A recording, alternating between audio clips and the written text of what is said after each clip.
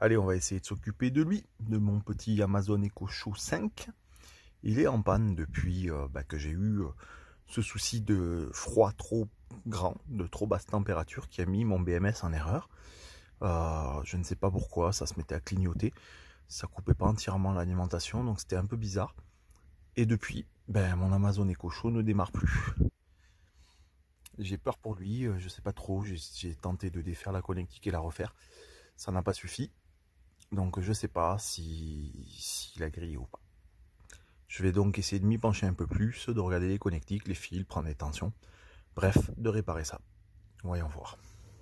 Bon, j'ai défait ma connectique. Je l'ai remplacée, celle-ci est neuve, mais l'ancienne avait carrément une partie qui s'était décollée. Donc peut-être que ça faisait mauvais contact, je l'espère. Je préfère vraiment ça à un problème d'appareil grillé. Donc je vais mettre celle-ci neuve et auparavant je contrôle qu'au niveau électrique je sois bon. Donc ça c'est le câble vers l'Amazon Echo Show et j'ai bien mes 13 volts de batterie. Donc c'est que tout est ok de ce côté-là. J'ai plus qu'à rebrancher ça et croiser les doigts. Bon, mon histoire est mal embarquée. Après avoir remis cette connectique là, quand j'ai rebranché, direct fumée.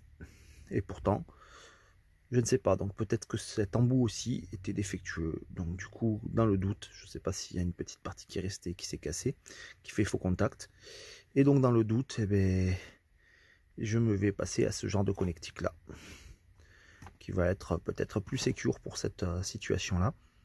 Et je croise les doigts parce que malgré la petite fumée, bon, j'ai été réactif assez rapidement. Mais bon, l'électricité est forcément plus rapide que vous. Mais je n'ai pas eu de disjoncteur qui a sauté et je ne sais pas si au bout l'appareil est bon ou pas. Voilà, je termine avec cette bascule là et on va croiser les doigts. Voilà, c'est remis. En apparence ça semble bon puisque j'ai remis le court-circuit, enfin le circuit et ça ne pose pas problème. Bon, les fils que vous voyez là, un peu brillants, c'est juste des filaments de nylon qui sont dans le fil, hein, mais qui ne sont pas conducteurs. Voilà, donc je vais les replacer un petit peu et puis je vais aller tester la tension là-haut en croisant les doigts avant de remettre l'appareil. Bon, c'est pas simple, mais j'ai pu prendre la tension. Le positif est à l'intérieur, le négatif sur l'extérieur, c'est toujours comme ça sur ce type de connectique. J'ai bien mes 13 volts, comme j'ai pu le voir avec mon capacimètre. J'ai plus qu'à croiser les doigts, encore une fois comme je n'arrête pas de le dire, mais bon bref, je vais le brancher sur le petit Amazon Echo et on va voir si ça fonctionne. Bon voilà, je dirais pas que c'est le diagnostic final, mais c'est très mal embarqué. Bien que j'ai de la tension sur les fils, lui ne démarre pas quand je branche l'embout ici. Je n'ai plus qu'à l'essayer chez mes parents, chez ma mère qui a le même. Donc je vais utiliser sa prise secteur et on va voir s'il démarre. Et si c'est pas le cas, je suis bon pour en racheter un. Parce que mine de rien, ça me servait bien en centrale domotique Alexa et puis en radio réveil là à côté du lit, c'était royal.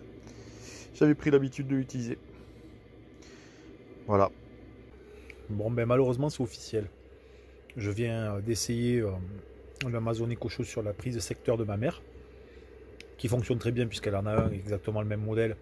Et le sien démarre et s'allume bien avec la prise secteur. Et celui-ci ne réagit absolument pas. Donc, conclusion, il est HS. Ça me dégoûte un petit peu, ça fait mais parce que bon, voilà, c'est bête. C'est tombé en panne après le souci avec le BMS qui s'était mis en erreur à cause du froid. Donc ça va m'apprendre deux choses, enfin trois choses je dirais. La première, c'est de faire attention avec le BMS et son mode sécurité qui peut provoquer des courts-circuits, des surtensions ou autre. La deuxième, c'est que j'ai un câble direct qui allait vers le porte-fusible avec le fusible, mais bon, je pense qu'il faut que je mette quand même un fusible en ligne supplémentaire. Et la troisième, on va en profiter pour le démonter et voir exactement ce qu'il a un peu plus dans le ventre.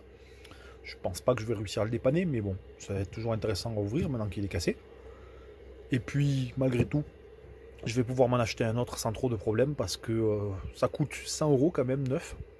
Il y a régulièrement des promotions en ce moment aussi, à une cinquantaine d'euros. Et du coup, on en trouve beaucoup d'occasions, vers 30-40 €. Sachant que je pourrais pour le coup en prendre un blanc pour aller un peu plus dans ma déco. Enfin voilà, j'ai commencé par le dédosser puis voir si j'en rachète un.